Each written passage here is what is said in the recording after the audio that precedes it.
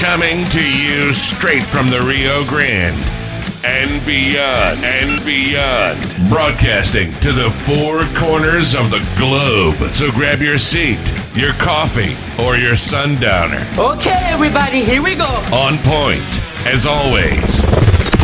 This is Gloves Off. Gloves Off.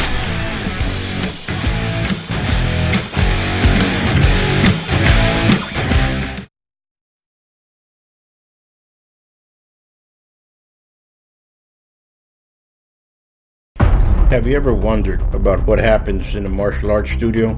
Well, you start right away by setting goals, building determination, gaining focus, building skills, all while becoming more fit, gaining confidence, and learning self-defense. Buitron Academy is a school where attitude meets aptitude. So give us a call at 956-401-4868.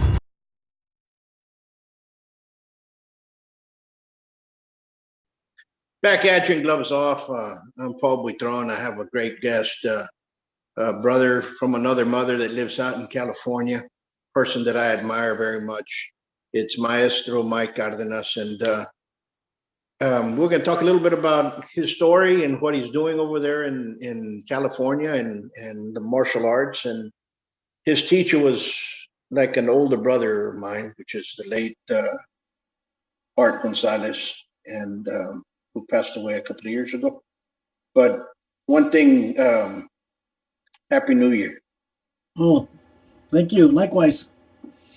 And I'm glad that you're continuing his work and what he's been doing and pushing forward, and things change and move forward. But let's talk a little bit about how you first met and got involved with Grandmaster Art Gonzalez. It was kind of by accident. I was working when I was going to the junior college there in Stockton, California. I was working at a company, a automotive parts company by the name of Rare Parts. And so I was working on, some transferables to go to get my engineering degree, and also working on electrical trade program. And so I was hired there in the machine shop, and I also did electrical work. But while I was doing that, there was this vato working in the shipping and receiving department. He was the head of shipping and receiving. His name was Jorge Magaña, Sure. which was GM Art's kind of like another son of his, and was training with GM Art. And so we just became really good friends. And one day he just said, "Hey, you want to train in Escrima?" And I was like, "What?" And I had done some Kung Fu prior. And so I knew a little bit about martial arts, but I was very green. And so he goes, "Well, show me what you know or what you remember." So I did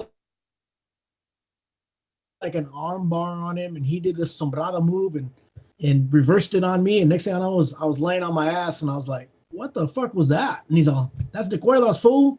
And I was like, "Okay." And ever since then, I was like, "Well, I want to know more." He goes, "Okay, just start training." So during our breaks, we go, in the shop there, we go into little hideouts there in the shipping and receiving areas, and we would train, and that's kind of where I started my training. Then he'd come over to my house, and we train on the weekends, and he kept telling me, "You need to go learn from my teacher, you got to learn from Arturo." We used to call him Arturo. You have to learn from Arturo. And I was like, "I don't know." So one day I said, "I'll go with you." And he was training at the time. He was training out of Stribley Park, a community rec center in Stockton. But the thing is, that was GM Daniel's school in the beginning. And GM Daniel, which I didn't know at the same time, was trying to learn art and trying to learn the De Cuerda system. So he invited Art out. And I think when GM Daniel saw how much skill GM Art had, he basically gave him his school. And he gave him his students, said, "We're going to learn from you." So the first time I saw it, honestly, I was a bit of a maricon. I was a little bit scared. I was like, "Man, this guy," because it was rough. GM Art, I know you know him. He trained hard, and it was not like a traditional school. You got the shit beat out of you, and you took some lumps, and so at first I was a little hesitant. But in the back of my mind, I always knew I was missing that kind of that machismo, that manliness, and not necessarily in negative context, but I feel like I was missing that portion of it was to be a true man, and what it was combatives. You know, my father taught me how to work hard. He taught me how to dedicate myself to studying and how to better myself that way. And we wrestled a little bit, but he didn't really focus on that part of it. So GMR kind of filled that gap that I had on some combativeness that I needed, you know, as a young man growing up into manhood. And so, excuse me. So anyhow, that's kind of where I met him. And then I finally decided I was going to go learn from him. But I probably began formally teaching or formally becoming a student of GMR in 97, somewhere around there, 1996, 97. That's when I started training with him a little bit at the Stribley Park, and then eventually at Terry Jobin's school when he was teaching. GMR was teaching out of his Rumbukai, the old Rumbukai Karate School there on Pacific Avenue. Yeah. Yeah, and it's great to see, and I know George well as well, and it's good that you guys are continuing moving forward, because these are, when a master of that essence leaves, it's kind of like if you just burn the library, because there's so much stuff that is passed on, you know, and I'm glad that Yeah. go together and doing it. And a lot of masters leave us and they don't leave anybody behind. They leave a bunch of students, but nobody long enough to be with them and to have absorbed what he had. And I look at you all, and you all basically apprenticed underneath him. And Yeah. the reason I say that is because in today's realm, you have martial art masters, or claim that we're masters or what have you, teachers out there that go to a chop and block school, you know, on the street, and 3 years they get their black belt or less, and they're out there teaching, and they're teaching assumptions and code beliefs, and maybe some traditions that they just made up or have somebody made up and they're just passing on. And is that good or bad? Maybe it's good, maybe it's bad, but I'm nobody here to judge. But when you pass on something and you stick with somebody as a teacher for 10, 15, 20 years, like you did, Yeah. it changed the perspective a lot different, because you absorb, not only that, you absorb the culture, everything that's coming in. They're giving you everything to that. And a lot of people like that you went through and George went through, they're out there. They're teachers that continue with that. But he might have had a lot of students, but those that apprentice with him like that and do that apprentice are the ones that really absorb the tradition. And that's how traditions are passed on. And that's what people can sometimes claim, no, but I got the same rank. No, it's a difference of how long you train. It's not, I trained for 10 years and I did an hour every other day. No, I mean, you guys lived, you laughed, you joked around, it was passed on. It's a total different entity. You know, it's kind of like. I agree. You know, I think one of the blessings that I had, along with, you know, Jorge and a couple of other of the old guard, I call, you know, that first, we got the dichos, we got the stories, we got the thing. Later on in life, he was focusing on progressing the art, that he kind of put that stuff on the back burner. But we had it. We got it. I mean, we sat at his ranch and we drank and we trained, and he talked about stories. He talked about how when he was trained as a kid, and they would put bumblebees in the jar and shake it, open up the jar, and you know, make the bumblebees chase them. You had to deflect the bumblebees, but all those little stories, I think he then showed how it pertained to a certain drill or techniques on why we train a certain way. So we got really heavy influenced on the principles and concepts behind our movements and why we do the mantras and things like that. That I think, you know, and no negative thing I'm saying here for anyone who came along later, but I think they missed a lot of that, you know. And so if you look at someone who GMR, you know, claimed was a guru instructor, we're all different, you know. And then GMR had a way of focusing on certain people based on their background and their skill sets, and he molded them a little different. And so I think all of us who trained with GMR, we all have a little something different, and that's why I think it's, you know, with the help of Senior Master George, we're trying to get the group back together to talk about, hey, what did Art share with you that he didn't share with me? Or when he went down to train with you privately, is what sort of things that he shared? Because you're right, otherwise it gets lost. If people disband and you lose that patriarch, you're kind of, that first year or 2 years was rough. We were kind of muddled around, but luckily he told me, he's Mikey, eres ingeniero. I'm going to give you the schematics. He goes, I don't need to always be around, but with these schematics I give you, you don't understand them right now, but one day you're going to look at them and it's going to make sense to you. The light bulb's going to go off. And my entire curriculum is based on my notebooks that I create, and he was right. Sure enough, like now I'm still learning. There's days where I open my notebook and I'm almost in tears, seeing what this guy left me. Like, Jesus Christ, he left me a gift, and at the time I was too naive to understand it. And I'm glad that you have notebooks like that, because there's a lot of students. I tell my students this: get a notebook, start writing everything down, write it down, write it down. If you're serious about this, write it down. Right. I was doing some research in the past couple of weeks, and I said, how many students really leave the martial arts as per se? What's a percentage? Yeah. Out of 100 students that join, okay, 50 of them would quit within the second week. Yep. And then you have the halves, and then it starts dissipating for that. And you'll end up with 3 that are going to end up with black. That's just regular martial arts, let alone you go into Escrimas, and especially like how Art taught you guys, it changes the parameters a little bit different, You really want to learn to be there, okay? Yeah. And people do not understand that, because there's a difference between reality, and there's a difference between fiction, and there's a difference between, I'm just giving you this to burst your ego. No, I'm not giving you this to burst your ego. I'm giving you this to save your life or the life of somebody that's there, and it takes time to get that.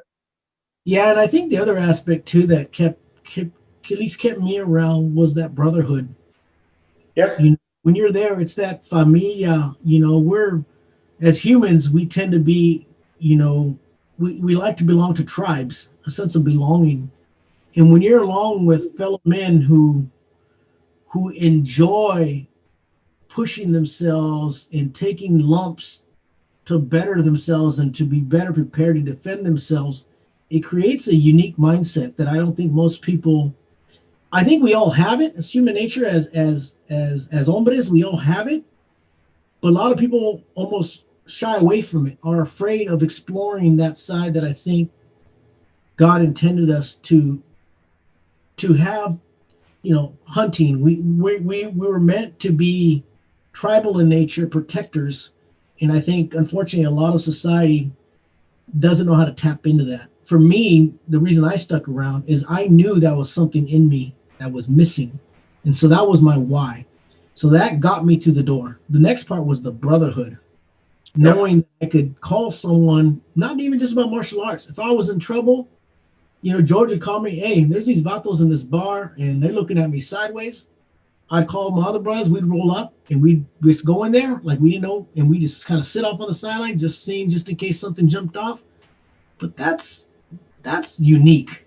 Not many people, I think, can share that kind of brotherhood with people. Absolutely. That part of that crew, and that's what people do not understand. And you see that a lot in the sense of a lot of people grow up. Some people were picked on and go or bullied and go into martial arts, and they become phenomenal martial artists and go out there and teach and continue that way. Some people got in a fight, or they could always, they were like fight magnets. No matter what you did, or you were going to get into a fight because you were going to stand your ground, or you're going to tell somebody to quit picking on that person or what have you. But when you start growing up, the biggest lesson is, oh, these are my friends, and all of a sudden you're getting into a fight with 2-3 people, and everybody just walks away. Yeah. And then all of a sudden, then you realize, you know what? I'd rather be alone and train than be around with these individuals that don't have my back because I have theirs, but they don't have mine. So Yeah. that type of mentality that you say, that clan, that crew, it starts getting smaller and smaller. Yeah. And those people that you train with, I get the guys in France. We trained every day. You're punching and kicking each other. You're doing this. We got Yeah. each other's back now, even though we live thousands of miles apart. If something happens, we're there to help each other, Yeah. whichever way, you know. And that's what I found when I went with Carlito and he introduced me to art years ago. Was that familia? The people in Stockton embraced what I did. Oh, you do so? I come on over. Let's have a beer. And it was more of a family, a unity. Hey, you're part of us. Like while other martial arts artists of different other places were like, well, really, you're not Korean art or you're not a Yeah. Japanese art. You know what I'm saying? And I found that with the guys in Stockton. So that family, that unity base fellowship was very, very unique. Yeah. I agree with that. Art once told me, this is when I was like, man, there's a lot of politics in Escrima, right? Infighting and all this. And he goes, yeah. He goes, well, you know what, mijo? When shit goes down and someone comes down on one person in one Escrima school or one program in Stockton, we band together because Stockton takes care of Stockton, And I think the multi-style folks, they have a saying, Stockton strong. Yep. And I think that's a very unique thing too. I mean, how many cities or places can claim that people can unite like that from different schools and different branches, Absolutely.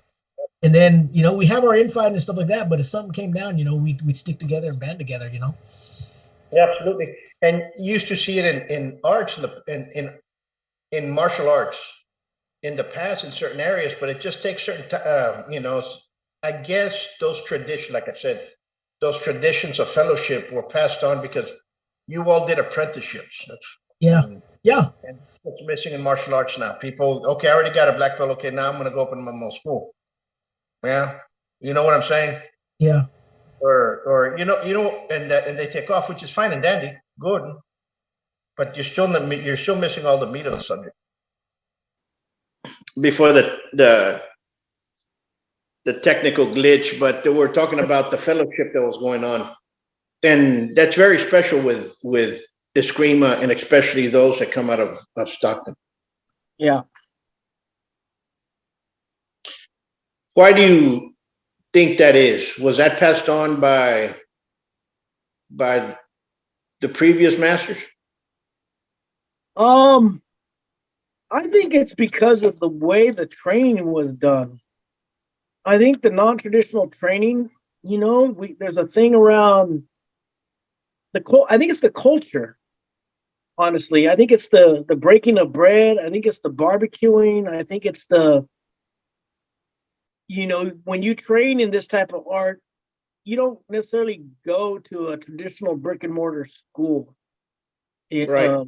You will end up training in the park, or you'll end up going to someone's house, and you're on the property where someone is raising their family and they invite you into their home. So already it's different than a traditional school. Your training is, maybe you're out there and you're in the driveway, or in like Art's case, you're amongst the chickens and all this and that, and afterwards, he grabs a few cervezas and you sit down on the porch and the conversations start. And so I think that's the big part of it. And matter of fact, that's kind of why I wanted to always do the breaking bread after seminar sessions at my house around fire pits, for that reason, because I know that doesn't happen often. People come, they pay their interest fee, they learn something, but I think they miss that kind of that tribalism that happened of the old ways. If people would go out on long hunts or something, and they would come back and they'd share the kill with the tribe, or they'll have a ceremony, but it was around eating and talking and telling stories. And I think that's the difference, is that it's the culture behind the FMA in Stockton that I think is the biggest difference. Separates, yeah. I think you're correct. You know, there's a division in some of the other cultures, the strict division. You know, you're a student, you're a teacher, you're a student, you're a teacher, you're a student, you're a teacher. And here it's like, no, you're part of the family. If I'm teaching you, it's because you're part of the family. And you know, that's the way I was with, especially with my Sifu in Temple. You were part of the family. You know, you learned Yeah.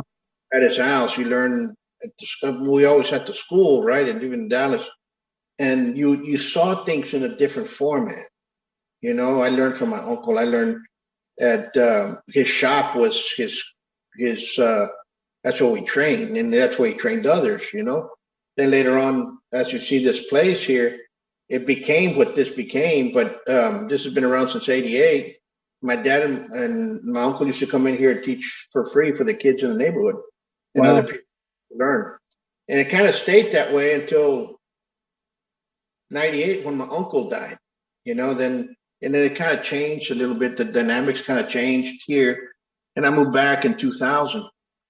You know, so we kind of want to keep that going, but there's just you have to. There's that you know that camaraderie, that fellowship. That's what we've. That's what that separates it is. But many people nowadays they cannot absorb that because of so much of. You know understand what I'm saying? Yeah. Yeah, or it's too much for them, you know. A lot, I think at least the younger generation, everything is digital relationships, a lot of it, you know. And it's almost like they don't know how to have face-to-face relationships with people, or and so it's uncomfortable for them if you're not we're not making friends like this via technology. You know, it doesn't compute for them to come over my house and train. It's like, are you a weirdo? You invite me over for dinner, you know? Yeah. What? You know, like, what kind of weirdo are you? You know, I'm like, no, the students are coming over. We're gonna have a potluck. I'm gonna throw something on the grill, and it's ridiculous to me. But I think that's a big part of it, is that it's the culture is changing, and the way people interact with one another is changing. And I think it's a scary thing. You know, it's a scary thing.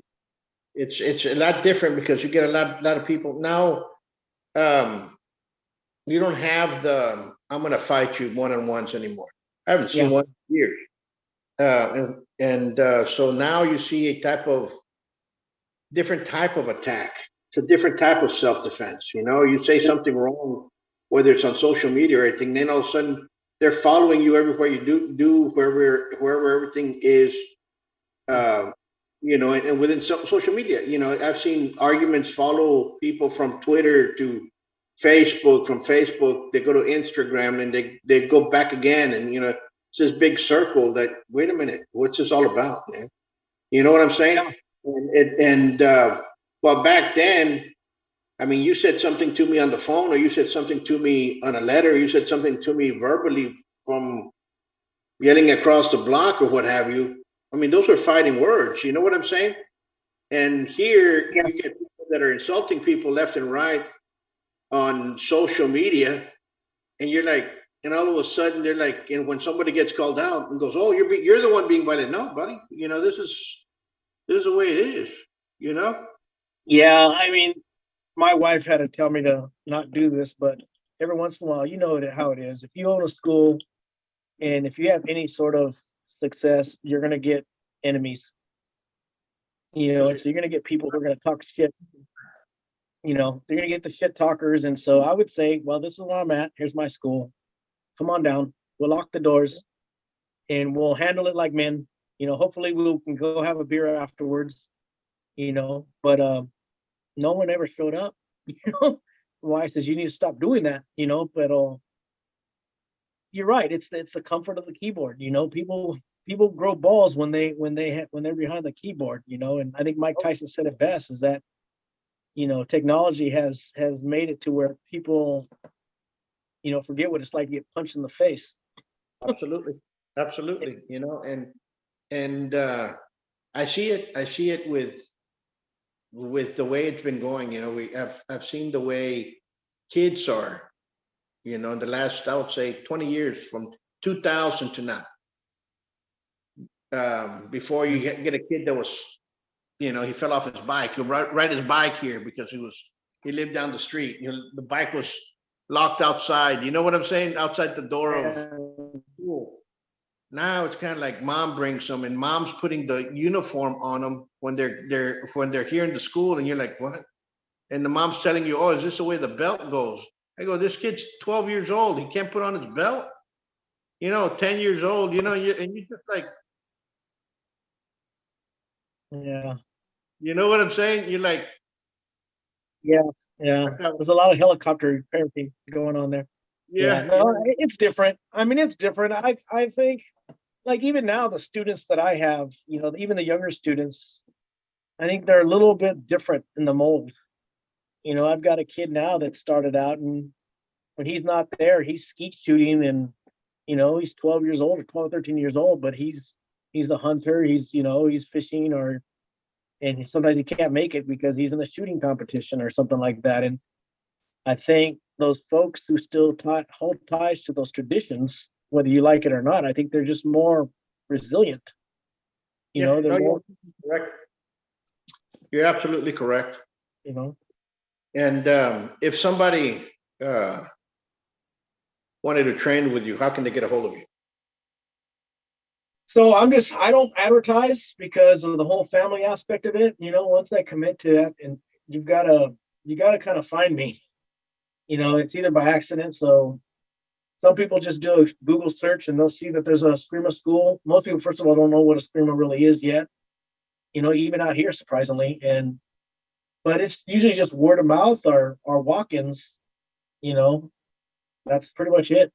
I don't have a real big social presence other than Facebook, and I've been using the Instagram a little bit, but mostly to promote our events that are coming up. But sure, yeah, that's how they get a hold of me. It's just emails and phone calls, and just the old way. Walk in and let's have a conversation. Because I don't accept everybody. If they come in, I said, well, let's have a conversation. Let me interview you. And the way I pitch it is, let's find out if I'm a fit for you and you're a fit for us. Because all it takes is one bad apple. You get one cabron in there, and he's going to ruin everything you've built. So that's kind of the way people can find me, is just, either that, or I have a website. It's vamartialarts.com. They can go on there and they can find out our history, see some old photos and stuff like that. And I try to always, I know you probably see this, but I always try to put out some of that historical footage from my archives or historical pictures. And I'm actually now trying to find some of my higher ranking students who I can leave that stuff with on hard drives. If I were to pass away tomorrow, who's going to be left with this archive of stuff?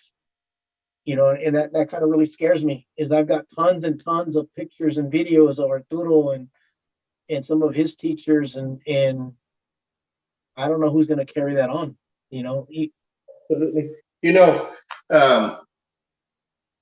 I'm going to quote Professor Lafont. He died. He was 101 years old.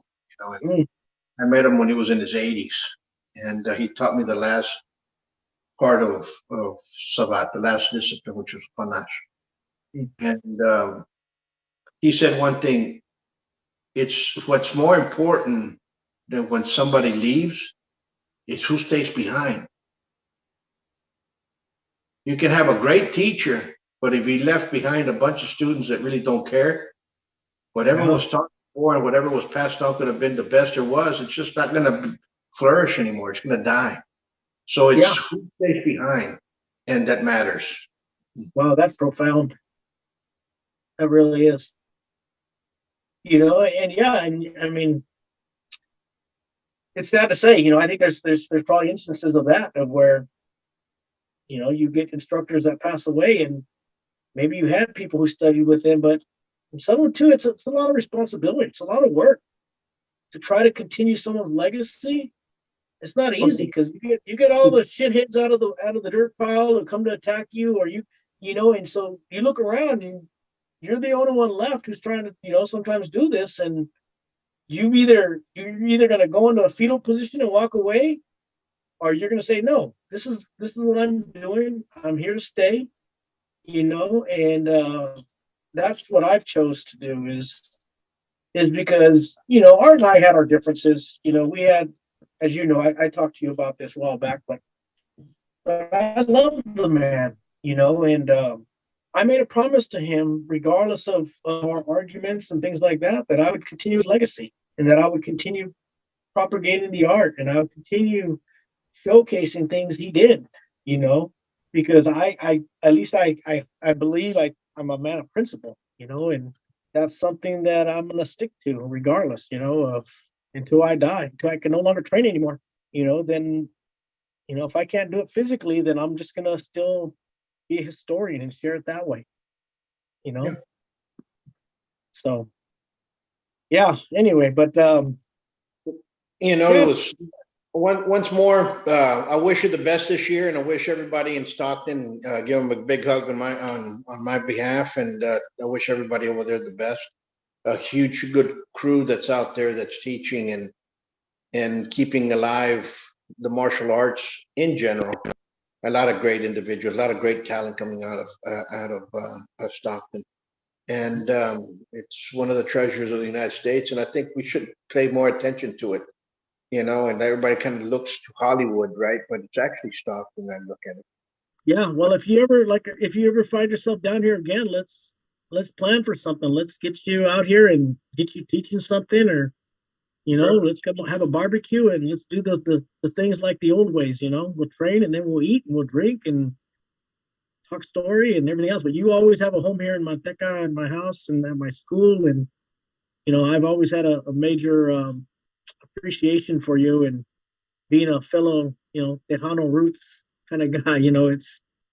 It's you're a rare breed. You're definitely a rare breed, and I think you're the type of folks when shit hits the fan, you want in your corner. And there's unfortunately there's not many folks like that I think around anymore that are But I feel warriors. George and everybody there in Stockton, you're familia. That's the way I look at it. Okay, orale. And, Well, thank you for and this opportunity, and it's been great. go back over there and just Sounds good. um, Okay, thank you. You be safe. And folks out there, if you like it, if you got something out of it, share it. Press the like button, subscribe. There's a lot of material in there. There's a lot of content. Maestro, you have a nice rest of the day, and we'll see you soon. gracias, Professor. Thank you. You too. God bless. Good job. Bye bye.